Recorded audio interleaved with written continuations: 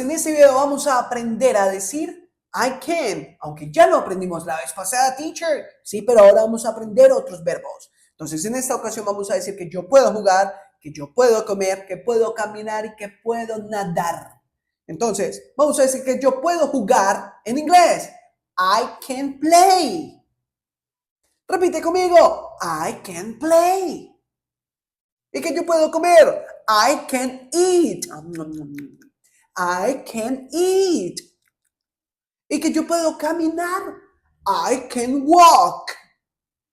I can walk. Y que yo puedo nadar. I can swim.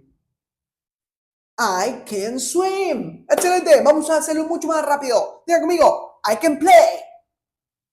I can eat. I can walk. I can swim. We are going to try it faster. Más rápido. I can play. Yo puedo jugar. I can eat. I can walk. I can swim. Excelente, niños. Nos vemos en la próxima clase, pero no se les olvide repasar en casa. I can.